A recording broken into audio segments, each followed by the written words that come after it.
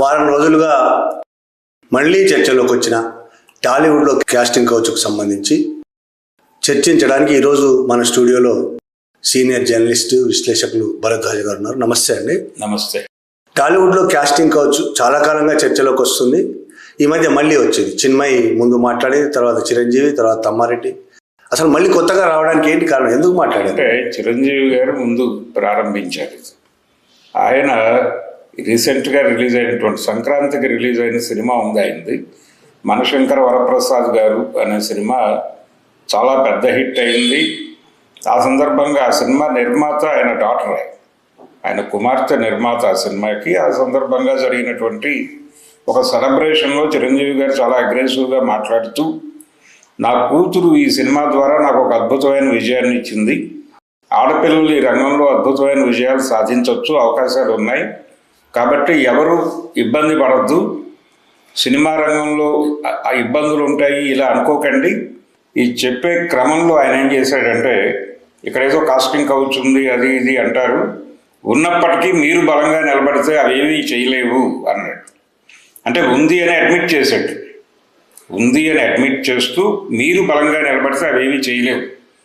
మా అమ్మాయిని ఏమన్నా చేశారా, లేకపోతే అశ్విని దత్ గారి కూతుళ్ళు లేరా ఇండస్ట్రీలో అని మాట్లాడాడు ఆయన ఆవేశంగా.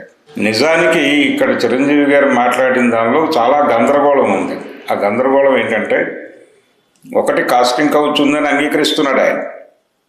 రెండోది, ఆయన పోలికగా తీసుకొచ్చినటువంటి వాళ్ళు ఎవరు వాళ్ళ దరిదాపులకు వెళ్ళలేని పరిస్థితి ఉన్నటువంటి నెపో కిడ్స్ అనొచ్చు. వాళ్ళు వారసత్వపు పిల్లలు, సినిమా వారసత్వం బలంగా ఉన్నటువంటి చిరంజీవి గారి డాక్టర్ దగ్గరికి ఎవరు వెళ్తారు, లేకపోతే దత్తు గారి కూతుళ్ళ దగ్గరికి ఎవరు వెళ్తారు అలాగా. రెండోది, వాళ్ళిద్దరూ కూడా దత్తు గారి కూతుళ్ళు కావచ్చు, చిరంజీవి గారి అమ్మాయి కావచ్చు, వీళ్ళు ప్రొడ్యూసర్లుగా ఉన్నారు.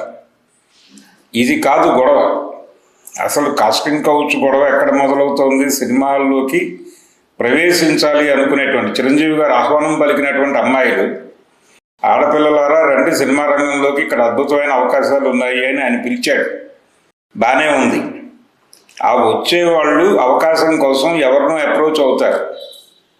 అవగానే మాకేంటి అని అడుగుతున్నారు అక్కడ అనేది చాలా స్పష్టంగానే ఉంది.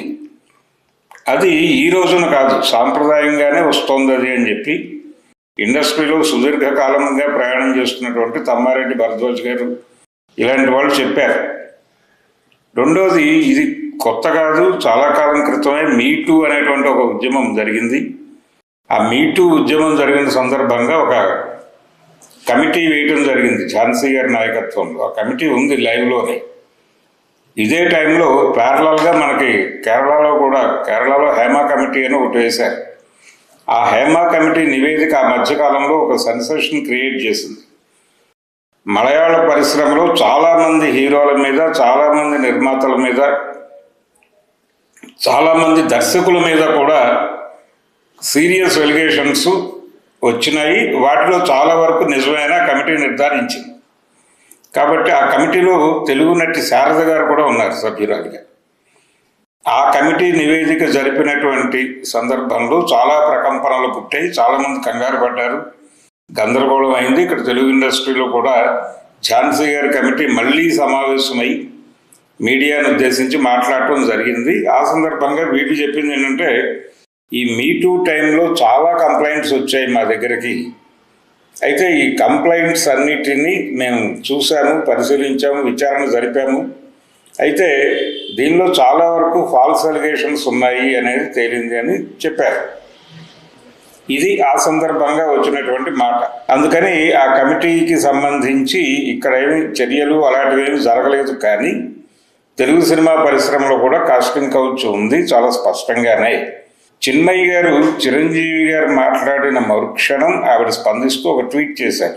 ఆ ట్వీట్లో ఆవిడ ఏమన్నారంటే, ఏమంటే చిరంజీవి గారు మీరు అలా ఎలా మాట్లాడతారు, ఇక్కడ రికార్డింగ్ థియేటర్లో పాడుతున్నటువంటి ఒక ఫిమేల్ సింగర్ దగ్గరకు వచ్చి లైంగిక వేధింపులకు పాల్పడినటువంటి సంగీత దర్శకులు, ఆర్కెస్ట్రా కండక్టర్లు ఉన్నారు. నేను స్వయంగా నాకు తెలుసు ఆ విషయం, ఎందుకంటే తను సింగర్. కాబట్టి సినిమా పరిశ్రమకు సంబంధించిన అన్ని విభాగాల్లోనూ ఇది ఉంది. ఏ విభాగంలో ప్రవేశించినా ఒక నిర్మాణ రంగం కాదు, డబ్బులు పెట్టుకొని ప్రొడక్షన్లోకి వస్తున్నటువంటి నిర్మాతల జోలికి ఎవరు వెళ్ళరు. కానీ మీరు అన్నట్టుగా సినిమా పరిశ్రమలోకి రావాలనేటువంటి అమ్మాయిలకి ఇక్కడ ఏమీ అవకాశాలు ఓపెన్గా లేవు. ఏదో ఒకటి చేయకపోతే, ఏదో ఒకటి వాళ్ళకి చేయకపోతే వాళ్ళు వీళ్ళకి ఏమీ చేయలేనటువంటి పరిస్థితి ఉంది. మీకిది మాకిది అనేటువంటి ప్రోగ్రాంలో భాగంగా మమ్మల్ని ఇలా అడుగుతున్నారు. దీనికోసమే సినిమాలు తీయడానికి కొంతమంది వస్తారు అని చెప్పి తమ్మారెడ్డి. అవును, అంటే ఇది వాస్తవం కూడా. సినిమా పరిశ్రమ అంటే బయట విపరీతంగా డబ్బులు సంపాదించిన వాళ్ళు, ఈ గ్లామర్ ప్రపంచం మీద ఒక దృష్టి ఉంటుంది. అది మాత్రమే కాదు, కొంతమంది ఎన్ఆర్ఐలు అంటే అలా వచ్చి సినిమాలు తీసి ఇక్కడ అమ్మాయిలతో ఉండటం కోసమే, సినిమా ఇండస్ట్రీలో ఉన్నటువంటి అమ్మాయిలతో గడపడం కోసం సినిమాలు తీయడానికి వచ్చేవాళ్ళు చాలామంది ఉంటారు. వాళ్ళు మాత్రమే కాదు, కొంతమంది ఎన్ఆర్ఐలు హైదరాబాదు లేకపోతే గతంలో చెన్నై, అప్పటి మెడ్రాస్ వచ్చి అక్కడ మెడ్రాస్లోను ఇక్కడ హైదరాబాద్లోను లాడ్జిల్లో దిగి వాళ్ళు ఈ సినిమా పరిశ్రమలో ఉన్నటువంటి వాళ్ళని వాళ్ళ ఫోటోలు పట్టుకుని ఎంక్వైరీలు చేసినటువంటి సందర్భాలు కూడా నాకు తెలుసు. అంటే ఏ హోటల్లో అయితే వాళ్ళు దిగుతారో ఆ హోటల్ వాళ్ళని మాకు వీళ్ళతో ఏవైనా ఇప్పించగలరా అని స్వయంగా అడిగినటువంటి ఎన్ఆర్ఐలను చూశాను. ఇది పరిస్థితి. అందుకని సినిమా తారలు లేకపోతే సినిమా ఇండస్ట్రీలో పనిచేస్తున్నటువంటి ఆడపిల్లలు అంటే వాళ్ళు ఎంట్రీ ఇచ్చేటప్పుడే గ్రాంటెడ్గా చూస్తున్నారు, వాళ్ళు ప్రవేశించిన తర్వాత కూడా లైంగిక వేధింపులు కొనసాగుతున్నాయి. పెద్ద పెద్ద హీరోయిన్స్ కూడా ఆ విధంగా జరిగాయని బయటకు వచ్చాయి, కానీ చర్యలు ఏమీ లేవు. ఎందుకు దీని మీద కమిటీ వేశారు కానీ, ఇక్కడ ఝాన్సీ కమిటీ కానీ, అక్కడ హేమ కమిటీ ఏమైనా చర్యలు, అక్కడ ఏమైనా కేరళ ఏమైనా చర్యలు? కేరళ ప్రభుత్వానికి సమర్పించారు. ఆవిడ సమర్పించిన సందర్భంగా అందులో నుంచి చాలా విషయాలు బయటకు వచ్చినాయి. నిజానికి మేము పరిశ్రమని వదిలి వెళ్ళిపోతాము అని చాలామంది హీరోలు వీళ్ళందరూ, అంటే Kerala film industry shut down అవబోతోంది అన్న లెవెల్ హడావిడి జరిగింది, నిరసన. దానిలో కొంతమంది మీద చర్యలు తీసుకున్నారు. అంటే అవేవి కూడా ప్రాపర్గా జరగలేదు, కానీ చాలామంది పేర్లు బయటకు వచ్చిన మాట వాస్తవం. కారుల్లో తీసుకెడుతూ వాళ్ళ మీద లైంగిక వేధింపులకు పాల్పడ్డ అంశాలు ఇవన్నీ చాలా ప్రూవ్ అయినాయి ఆ కమిటీ జరిపినటువంటి దర్యాప్తులోను విచారణలో. ఇక్కడ ఆ పరిస్థితి కాదు. కానీ ఇది కేవలం న్యూ కమ్మర్స్కి మాత్రమే కాదు, సినిమా పరిశ్రమలో పనిచేస్తున్నటువంటి అందరినీ గ్రాంటెడ్గా తీసుకుని వాళ్ళు అన్నిటికీ సిద్ధపడే వస్తారు ఇక్కడికి అని వీళ్ళు ముందస్తుగా అనుకుని వాళ్ళ ఇష్టానికి వ్యతిరేకంగా వాళ్ళని ఈ లైంగిక సంబంధాల్లోకి లాగే ప్రయత్నం చేయటం అనేది చాలా ఈజీగా ప్రపోజ్ చేయటం చేసేస్తూ ఉంటారు. ఇది ప్రమాదం. ఒక ప్రముఖ ఒక సినిమా ఇండస్ట్రీలో సుదీర్ఘకాలం దర్శకత్వ విభాగంలో పనిచేస్తున్నటువంటి ఒక ఆయన్ని ఏదో క్యాజువల్గా అడిగాను నేను ఒకసారి, ఒక 10 ఏళ్ల క్రితం, ఏమండి ఇలాంటి ఆరోపణలు ఉంటాయి నిజమేనా అంటే ఆయన చాలా క్యాజువల్గా చెప్పిన మాట ఏంటంటే, ఈ అవుట్డోర్కి వెళ్ళినప్పుడు కొన్ని జరుగుతూ ఉంటాయండి, హీరో ఇల్లు వదిలేసి కొంతకాలం అక్కడ ఉండాల్సి వస్తుంది, లేకపోతే డైరెక్టర్ ఉండాల్సి వస్తుంది. ఇలాంటి సందర్భాల్లో ఈ అవసరం తీర్చడానికి ఎవరినైనా ఎంపిక చేసుకుని వాళ్ళని ఏదో క్యారెక్టర్లో పెట్టి పట్టుకెళ్ళిపోయే కల్చర్ ఉంది అని ఆయన చెప్పేశాడు. ఇది కండిషన్. అందుకని హీరోయిన్లకు కూడా ఈ ప్రపోజల్ పెడుతుంది. వాళ్ళు ఓకే అంటే ఓకే, నాట్ ఓకే అంటే కనుక వాళ్ళు ప్రాజెక్టుకి అవసరం అనుకుంటే కనుక వాళ్ళని ఇబ్బంది పెట్టాం. వాళ్ళని ఇబ్బంది పెట్టకుండా వాళ్ళని అలాగే ఉంచి వీళ్ళ అవసరాలు తీర్చడానికి ఇంకెవరినో ఇంకో క్యారెక్టర్లో పెట్టి తీసుకెళ్తాం. ఇది పరిస్థితి. అంతే తప్ప ప్రాజెక్ట్ని ఇబ్బంది పెట్టడం, ఈ వ్యవహారాలతో ప్రాజెక్ట్ని ఇబ్బంది పెట్టడం అనేది జరగదు. అంటే కొంతమంది హీరోలు, పెద్ద హీరోలు బహిరంగంగానే ఇటువంటి విషయాలు మాట్లాడుతుంటారు స్టేజ్ మీదనే. ప్రెస్ మీట్లో హీరోయిన్ గిల్లిన విజువల్ రాష్ట్రం అంతా చూశారు. స్టేజ్ మీద చాలా అసహ్యంగా మాట్లాడిన హీరో చూసాం రాష్ట్రం అంతా. అయినా సినిమా పరిశ్రమ కనీసం ఒక మాట కూడా మాట్లాడదు. ఎందుకు అని, దానికి అనేక కమిటీలు ఉన్నాయి, అనేక సంఘాలు ఉన్నాయి, ఒక్కడు కూడా మాట్లాడరు. అంటే నందమూరి బాలకృష్ణ గారే చాలా గందరగోళంగా మాట్లాడాడు. ఒక సినిమా వేడుకలోనే అప్పటికే ఆయన రాజకీయాల్లో ఉన్నాడు, ఎమ్మెల్యేగా ఉన్నాడు. ఉండి ఆడపిల్లంటే ఏం చెయ్యాలి అని చెప్పి ఆయన 2 పనులు చెప్పాడు. ఆ 2 పనులు అభ్యంతరకరమైన పనులే వారు వేదిక మీద చెప్పినవి. నిజానికి ఆయన్ని సమన్ చేసి ఛాంబర్లో నిలబెట్టి మాట్లాడి ఉండాల్సింది. కానీ ఎవరూ ఆ ధైర్యం చేయలేదు. అలాగే అదే టైంలో ఆయన మాట్లాడినటువంటి దానికి కొంచెం ముందు అటు ఇటుగా సీనియర్ ఆర్టిస్ట్ చలపతిరావు గారు, ఆయన ఇప్పుడు లేరు, వారు కూడా దాదాపు అలాంటి ప్రకటన చేశారు. అది కూడా గొడవైంది. మహిళా సంఘాలు కూడా సీరియస్గా ఖండించినాయి. ఆయన సారీ చెప్పాడు. కానీ బాలకృష్ణ గారు అసలు పట్టించుకోలేదు. రెండవది, ఆయన పట్టించుకునేటువంటి పరిశ్రమ కూడా తీసుకురాలేదు, వదిలేసింది. ఆయన గ్రాంటెడ్గా తీసేసుకున్నారు. సరే, వారు అలాగే మాట్లాడతారు అన్న ధోరణిలో వ్యవహరించారు తప్ప పట్టించుకునే ప్రయత్నం జరగలేదు. అంటే ఎంత జరిగినా చర్యలు తీసుకోలేని వెన్నెముక లేకుండా ఉంది కమిటీలు. అక్కడ నిర్మాతల మండలి కానీ డైరెక్షన్ మండలి వెన్నెముక ఏమీ లేదు. అంటే చాలా విషయాలలో సీరియస్ చర్యలు కనిపించవు. అంటే రకరకాల పరిధులు ఉంటాయి అక్కడ.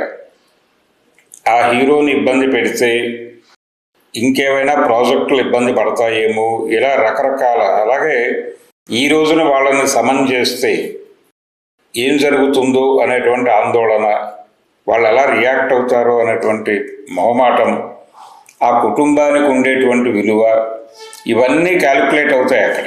వాళ్ళు ఇన్ఫ్లుయెన్స్ చేయగలిగిన, అంటే ఆ హీరో కులం కూడా ఇన్ఫ్లుయెన్స్ చేస్తుంది. ఆ హీరో కులం ఏమిటి, వారి గోత్రం ఏమిటి, వారి వారసత్వం ఏమిటి, ఇవన్నీ కూడా కౌంట్ అయి వారి మీద చర్యలు తీసుకోవాలా వద్దా అనేది నిర్ణయం జరుగుతుంది.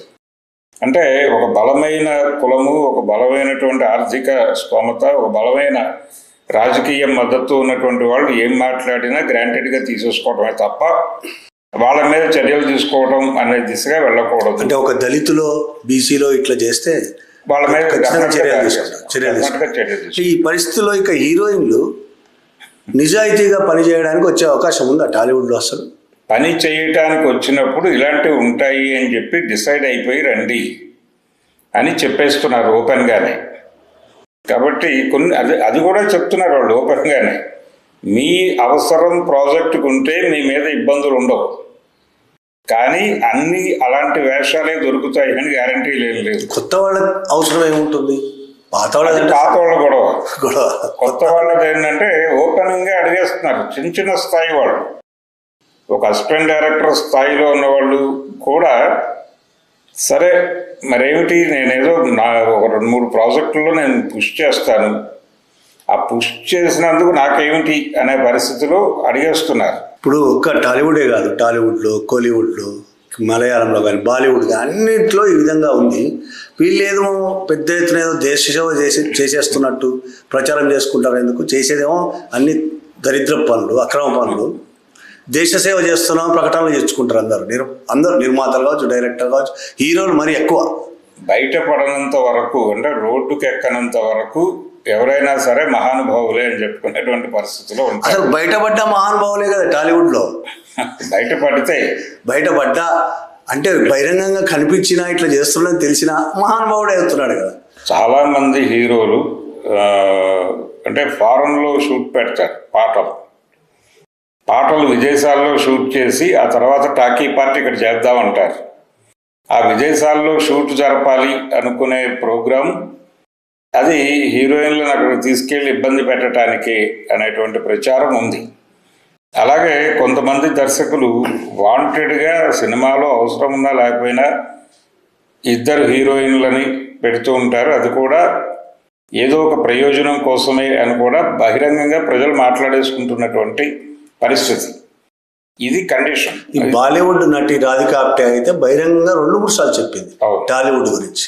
టాలీవుడ్ అనే కాదు, మిగతా వాటి గురించి కూడా చెప్పింది. మనం టాలీవుడ్ గురించి మాట్లాడుతున్నాం కాబట్టి చెప్తున్నాం. అన్ని అంశాలు మాట్లాడే కొంతమంది హీరోలు తనని ఏ విధంగా ఇబ్బంది పెట్టారో అని చెప్పింది. అంటే ఒక క్యారెక్టర్ ఆర్టిస్ట్ ఆవిడ, తెలుగు సినిమా నటి, ఆవిడ అవుట్డోర్కి వెళ్ళినప్పుడు తలుపులు దబదబా బాధటం నాకు బాగా తెలుసు అని ఒక ఇంటర్వ్యూలో చెప్పుకుంది ఆవిడ. ఈ పరిస్థితి ఉంది. ఇది కొత్త ఏం కాదు, గతం నుంచి ఉన్నటువంటి సాంప్రదాయమే. సినిమా ఇండస్ట్రీలోకి అంటే నాటకాలలో నటించడానికి వచ్చేటువంటి అమ్మాయిల పట్ల కూడా ఇలాంటి చూపే ఉండేది. అంటే బతుకు తెరువు కోసం రోడ్డు మీదకి రావటం అంటే బరితెగించిన అనేటువంటి యాంగిల్లో చూడటం అనే ధోరణి ఆ రోజు నుంచి ఈ రోజు వరకు మారలేదు. కేవలం సినిమా పరిశ్రమలోనే కాదు, ఇది అన్ని రంగాలలోనూ ఉంది ఈ సమస్య. మీడియా రంగంతో సహా ప్రతి చోట ఒక అవకాశం ఇవ్వాలంటే, ఒక అవకాశం ఇస్తున్నాము అంటే ఒక ప్రపోజల్తో ఇవ్వటం. పైగా ఇక్కడ ఒక అద్భుతమైనటువంటి మాటని చాలా చులకనగా వాడేస్తున్నారు, కమిట్మెంట్ అనేటువంటి పదాన్ని. మీరు కమిట్మెంట్ ఇవ్వాల్సి ఉంటుందండి, మీకు అద్భుతమైన అవకాశం ఉంది అని వాడేస్తున్నారు. ఆ కమిట్మెంట్ అంటే ఒక నిబద్ధత అనేటువంటి ఒక అద్భుతమైనటువంటి సెన్స్ ఉన్న పదాన్ని తీసుకొచ్చి ఈ పని కోసం వాడేస్తున్నారు. ఇది ఒక దారుణమైనటువంటి కండిషన్. దీన్ని అదుపు చేయటానికి ప్రతి ఆఫీసులోనూ ఒక కమిటీ వెయ్యాలి అని ఒక నిర్ణయం తీసుకున్నారు చాలా కాలం క్రితమే. ప్రతి ఆఫీసులోనూ అది ఉంది కానీ ఆ కంప్లైంట్ వెళ్ళినా వాళ్ళు ఎవరు పట్టించుకోరు. ఇది ఫేకు, వాళ్ళని టార్చర్ చేయడానికి, వాళ్ళని ఇబ్బంది పెట్టడానికి వాంటెడ్గా ఈ కంప్లైంట్లు చేస్తున్నారు అన్న దూరంలోనే ప్రతి చోట జరుగుతోంది. సీరియస్గా కోర్టు దాకా వెళ్ళి శిక్షలు పడినటువంటి పరిస్థితి లేదు.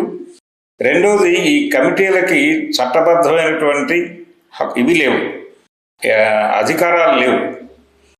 కాకపోతే ఒక పని చేయవచ్చు దీనికోసం, అంటే లైంగిక వేధింపులకు సంబంధించి పని ప్రదేశాల్లో లైంగిక వేధింపుల కేసులు విచారించడానికి ఒక స్పెషల్ కోర్టు గనక పెట్టి అక్కడికి వెళ్ళి కంప్లైంట్ చేసుకుంటే, వాళ్ళు సమన్ చేస్తే పోలీసులు వెళ్ళి అరెస్ట్ చేసి తీసుకొచ్చే కండిషన్ ఉంటే కొంత మేరకు ఇదేదైనా ముందుకు జరగచ్చేమో తప్ప ఇలా కమిటీలు వేయటం ద్వారా జరిగేదైతే కాదు. అంటే వీళ్ళు ఏదో కమిటీలు వేసుకొని ఏదో చేస్తే కాకుండా ప్రభుత్వం ఏమైనా పూనుకోవచ్చు, కానీ ప్రభుత్వం అసలు పట్టించుకునే పాపన ఓట్లేదు. అదే ఒక ప్రత్యేకమైన కోర్టు పెట్టి ఇప్పుడు చాలా నేను అనేది ఎందుకు పట్టించుకోవట్లేదని ప్రభుత్వం అంత ఎందుకు భయపడుతుంది? ప్రభుత్వం కూడా సినిమా వాళ్ళనే కాదు, ఇది అన్ని రంగాల్లోనూ ఉంది. ఐటీ కంపెనీల్లోనూ ఉంది. ఐటీ కంపెనీల నుంచి మీడియా వరకు ప్రతి చోట ఉంది. ఇది చివరికి బాలానగర్లో కూడా ఉంది. అది అంటే ఒక చిన్న స్థాయి పనికి వెళ్ళినా కానీ హెరాస్మెంట్, ఇళ్లలో పనిచేసే వాళ్ళ మీద లైంగిక వేధింపులు చేస్తున్నటువంటి పురుషులు అనేక మంది ఉన్నారు కదా. అనేక ఘటనలు బయటకు వచ్చేవి ఉన్నాయి, రాని ఘటనలు చాలా ఉంటాయి. అంటే వాళ్ళ అవసరాలను గమనించి డబ్బులు పడేస్తే పని అయిపోతుంది అనే అడ్వాంటేజ్ తీసుకునే పరిస్థితులు ఉన్నాయి. అంటే ఇది పురుషాధిక్య సమాజము. మహిళలకి రకరకాల, అంటే కులపరమైనటువంటి అణచివేత మాత్రమే కాదు, మహిళల పేరుతో జరుగుతున్నటువంటి అణచివేత చాలా పెద్దది. అగ్రకులాల్లో ఉన్నటువంటి ఆడపిల్లలకి కూడా ఈ వేధింపులు తప్పవు. ఇక్కడ కులము అనేది ఒక వివక్ష అయితే, మహిళ అనేది ఇంకా అంతకంటే పెద్ద స్థాయి వివక్ష. కాబట్టి దాని మీద అంటే ఒక యునెస్కో నివేదిక ఉంది, ప్రపంచంలో అత్యధిక హింస అనుభవిస్తోంది చిన్నపిల్లలు, ఆ తర్వాత స్థాయిలో మహిళలు.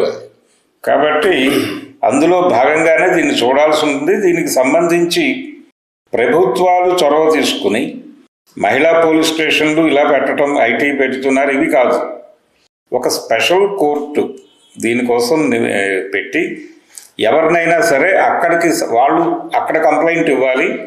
వాళ్ళు నేరుగా ఎవరైతే ఇబ్బంది పెట్టారని తెలిసిందో వాళ్ళని సమన్ చేసి అదుపులోకి తీసుకుని, కస్టడీలోకి తీసుకుని విచారణ జరిపేటువంటి పరిస్థితి వస్తే కొంత మేరకు ఏదైనా తగ్గుతుందేమో చూడాలి. అంటే అదే ఈ రంగాల్లో అన్ని మేజర్ రంగాలే, ఐటీ అంటారు మీరు, ఐటీ, మీడియా, సినిమా, ఈ రంగాలు ప్రభుత్వం మీద విపరీతమైన ఒత్తిడి తీసుకొస్తాయి. ఎలాగో ఆ రంగాల్లో నాయకత్వం ఇచ్చేది మొగోళ్ళు. అసలు ప్రభుత్వంతో ఆ విధంగా చేయించే అవకాశం ఏమైనా కనబడుతుందా? ఒక్క రోజు 2 రోజుల సమస్య కాదు, ఇది కొన్ని ఏళ్లుగా సినిమా ఇండస్ట్రీ పుట్టినప్పటి నుంచి ఇది ఉన్నట్టుంది. మీడియా కూడా అదే, మీడియా ఎలక్ట్రానిక్ మీడియా వచ్చిన తర్వాత మరీ ఎక్కువైంది అది మీడియాలో కూడా ఈ పరిస్థితి. అసలు దీన్ని ప్రభుత్వం అసలు కనీసం పట్టించుకునే అవకాశం ఉందా? పట్టించుకోవడం లేదు అనేది వాస్తవం. పట్టించుకునే మూడ్లో కూడా లేదు. అంటే మీడియా వ్యవహారానికి వస్తే వాళ్ళు చాలా స్పష్టంగా మీడియాకు సంబంధించి ప్రతి ఆఫీస్కి ఒక రిలేషన్ ఉంది, ఒక నెక్సెస్ ఉంది ఎవరో ఒకళ్ళతో. కాబట్టి ఆ ప్రయోజనాల మేరకు అది నడుస్తూ ఉంటుంది. మేము మీకు ఇది చేస్తున్నాం కాబట్టి ఈ ఏరియాలోకి మీరు నజర్ పెట్టొద్దు అని చెప్పి వీళ్ళే చెప్పేసుకుంటారు. ఏదో 3-4 కంప్లైంట్స్ వచ్చాయండి, మీరు దాన్ని సీరియస్గా పట్టించుకోకండి, మేమేదో ఇంటర్నల్గా సార్ట్అవుట్ చేస్తున్నాం దాన్ని అని చెప్పి ఏదో పద్ధతిలో లోపాయికారిగా కూర్చోబెట్టి మాట్లాడి సెటిల్ చేసే వ్యవహారంగానే నడుపుతున్నారు. కానీ ఇది సీరియస్గా జరగట్లేదు. అయితే నా ఉద్దేశం ఏంటంటే, ఇప్పుడు ఈ చర్చ సందర్భంగా చిరంజీవి అనే వ్యక్తి గందరగోళంగా మాట్లాడినప్పటికీ ఆయన ఇది మీరు బలంగా నిలబడితే ఇది ఉన్నా ఏం చెయ్యదు అని అన్నాడు. ఉంది అని అడ్మిట్ చేశాడు ఒక రకంగా. మీరు బలంగా నిలబడాలి అన్నాడు. ఆ బలంగా నిలబడే పరిస్థితి లేదు, మీరు ఉంది అని అడ్మిట్ చేశారు కాబట్టి ఒక అడుగు ముందుకు వేయండి అనే పద్ధతిలో ఈ చిన్మయ్య గారు లీడ్ తీసుకుని కొంతమందితో కలిసి ఆయన దగ్గరికి వెళ్ళి, చిరంజీవి దగ్గరికి వెళ్ళి కూర్చుని కన్విన్స్ చేసి ఇలాంటి వాళ్ళని కొంతమందిని కలిపి తమతో గ్రూప్ చేసుకుని ఒక ఐక్య సంఘటన లాగా రూపొందించి మాట్లాడించటం మొదలు పెడితే కొంత మేరకు ఆగుతుంది. కానీ 100% గ్యారంటీలు లేవు దేనికి. కొద్ది మేరకు ఒక వెసులుబాటు కలగచ్చు అంతే తప్ప కాన్షియస్గా చిరంజీవి మాట్లాడితేనో లేకపోతే మరొకళ్ళు మాట్లాడితేనో ఇక్కడ ఎవరో భయపడతారు అనేది కూడా భ్రమే. అటువంటిది ఏమి చిరంజీవి కాదు, మొత్తం అసలు ఎవరు మాట్లాడినా ఎవరు భయపడే విషయంలో అయితే చిరంజీవి కూడా మాట్లాడే తప్ప రేపు యాక్షన్లోకి దిగితే ఆయన కూడా ఏం చేయడనే. అదే ఆయన దగ్గరికి వెళితే అసలు విషయం బయటకు వస్తుంది. వారు కదులుతారా, లేదు పోన్లే అమ్మా వదిలేద్దాము అని మాట్లాడతాడా, ఏమిటి ఆయన కండిషన్ అనేది తెలుసుకోవాలి కదా ముందు. అసలు ఇలాంటి విషయాలతో సంబంధించి బాలకృష్ణ దగ్గరికి వెళ్ళి మాట్లాడి నాయకత్వం వహించవలసి అంటే ఎలా ఉంటుంది? వెళ్ళి ప్రపోజల్ పెట్టచ్చు ఆయన దగ్గర.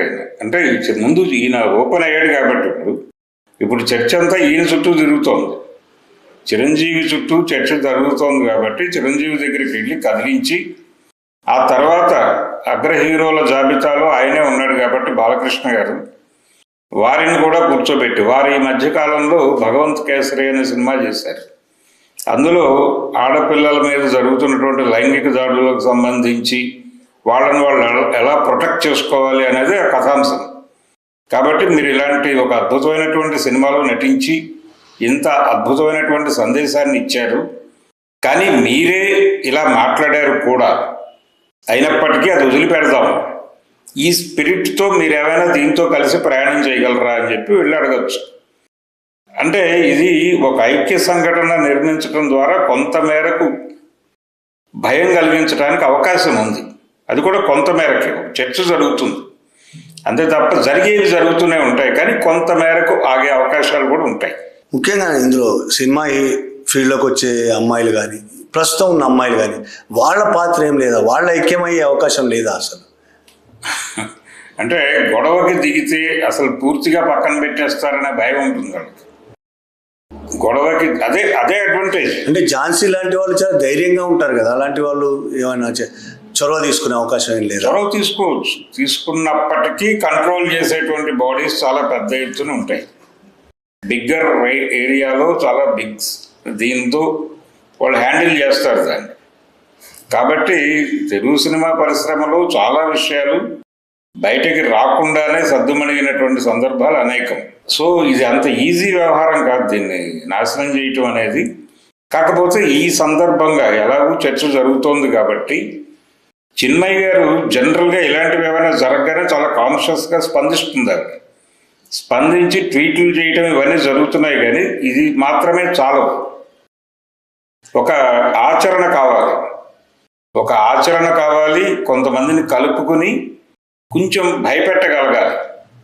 ఆ భయపెట్టేటువంటి ఆచరణలోకి దిగితే కొంతవరకు ఇది ఆగే అవకాశం ఉంది. ఆ సందర్భంగా ఒక ఐక్య సంఘటన అన్ని సెక్షన్స్తోనూ ఇలా మాట్లాడేటువంటి వాళ్ళని కొంతమందిని ఒక చోటకి తీసుకురాగలిగితే కొంతవరకు ప్రభావం ఉంటుంది. Okay sir, thank you Bharadwaj గారు.